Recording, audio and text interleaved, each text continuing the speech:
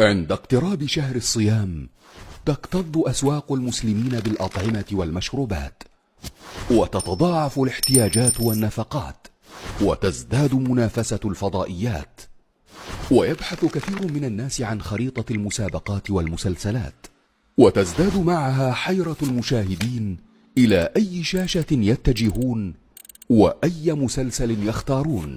مشغلات وعقبات ومؤامرات على رمضان تفرغه من معناه وتحرمك من ثمراته وفضائله، وتحجبك عن الخشوع في الصلاة وتدبر القرآن.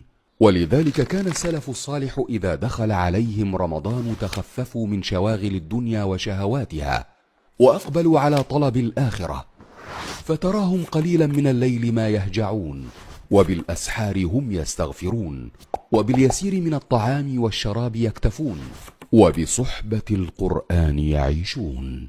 فاحذر أن تأخذك شواغل الدنيا وصوارف الشهوة ولصوص رمضان عن اغتنام الشهر الكريم.